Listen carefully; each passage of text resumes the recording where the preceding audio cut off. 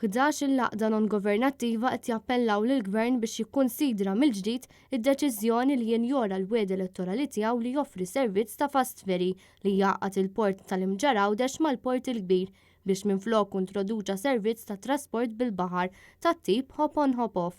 Dan is-servizz mhux qed jaqdi l-bżonnijiet tal-passiġġieri li jaqsmu bejn Malta u Għawdex ta' kuljum u jonqos milli jindirizza l-isfidi ta' konnettività li jħabbtu wiċċhom magħhom l-Awċin. L-għaqdiet qalu li l-fast ferry kienet ilha tiġi mwiegħda snin sħaħ u kienet se tnaqqas bil-kbir id-diffikultajiet li ħabtu wiċċhom magħhom il-ħaddiema u l-istudenti u dawk li jkollhom jagħmlu l-vjaġġ bil-vapur kuljum.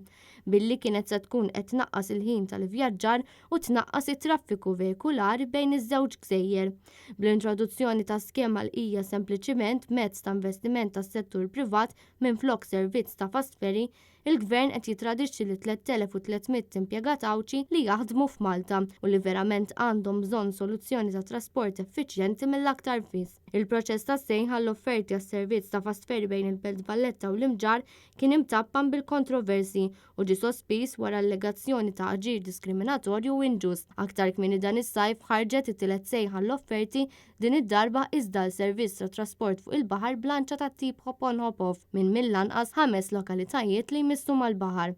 Din bl-ebda mod ma tista' taqdi bl-istess mod il-bżonnijiet tal-Awċin bħas-servizz tal-fast ferry li kien ġie mwiegħed oriġinarjament. Is-servizz ta' fast ferry li jgħaqqad l-Imġar mal-Belt kien se jipprovdi konnessjoni bla xkiel għal passiġġier Awċin li jkollhom jaqsmu ta' kuljum. L-istqarrija tinsisti li l-Ministru Jimborġ għandu jieqaf jistqar li l-iskemmi tiegħu huma appoġġjati mill-Awċin meta l-organizzazzjonijiet ewlenin Awċin ikkritikaw id-deċiżjoni tal-Gvern li jissospendi l-proċess tas-sejħa l-offerti għal fast ferry. Il-Gozo Business Chamber, il-Gozo University Group u l-Gozo Tourism Association kollha kkundannaw pubblikament l-azzjonijiet tal-Gvern u appellawlu biex jerġa' jniedi l-pjan tiegħu għal servizz ta' fast ferry bla punt ta' waqfin bejn l-Imġar u l-Belt. Fl-aħħar jiem anke l-Partit Nazzjonalista ikkritika b'qawwa din il-mossa tal-Ministru Jimborġ li qed tinjora kompletament lill-Awċin.